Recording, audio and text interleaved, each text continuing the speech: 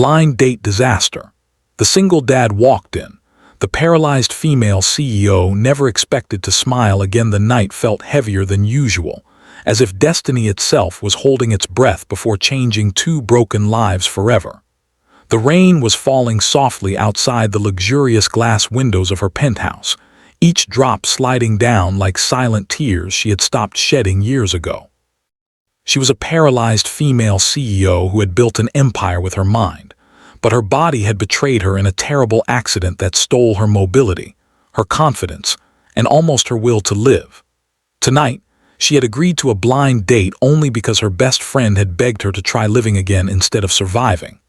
As she waited in her wheelchair, dressed in an elegant dark blue gown that symbolized both strength and sorrow, she wondered if love was even meant for people like her. If you believe in kindness, second chances, and emotional healing, please like, comment, share, and subscribe to KH Stories to support this channel and spread positivity. The elevator doors opened slowly, and that was when he walked in, a single father whose eyes carried storms of responsibility and quiet suffering. He was not wealthy, not famous, and not powerful like the men she usually met in business circles. He was wearing a simple gray shirt with rolled-up sleeves, slightly faded black trousers, and shoes that had seen many long days of work. His face was marked by gentle fatigue, the kind earned by raising a child alone. He looked around nervously, holding a small bouquet of white flowers in one hand while the other gripped a worn leather wallet. He was 38 years old, with short black hair slightly messy from the wind outside, and warm brown eyes that immediately noticed her wheelchair without showing pity, only understanding. He had spent the last 5 years raising his 7-year-old daughter after losing his wife to illness, and tonight he had come not expecting luxury, but hoping for companionship, someone who would understand loneliness without needing explanations. When he approached her table, he didn't speak immediately. Instead, he gently placed the flowers on the table and said he was sorry for being late because his daughter had insisted on finishing her homework before he left. That small, simple honesty was something she had never experienced in corporate boardrooms filled with fake smiles and political conversations. Their conversation began awkwardly, filled with pauses heavier than words. She spoke about her company, about the pressure of leading hundreds of employees while hiding her own emotional scars. She talked about how people respected her success but avoided her disability, how business partners spoke to her assistants instead of directly addressing her. He listened carefully, not interrupting, not trying to fix her problems with unnecessary advice. Instead, he told her about his daughter's favorite cartoons, about cooking dinner badly but trying anyway, about working late nights while his daughter slept beside stacks of storybooks. He admitted that he was scared of dadding again because he felt guilty about moving forward after his wife's death. His vulnerability was not weak.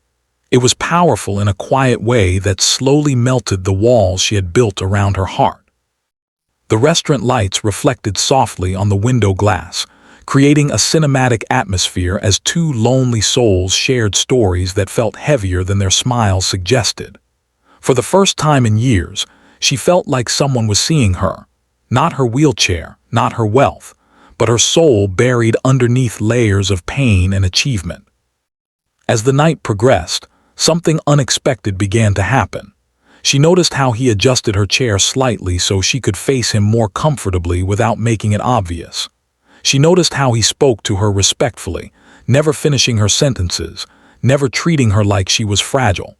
She found herself laughing, real laughter, not the polite corporate laughter she had mastered over years of meetings.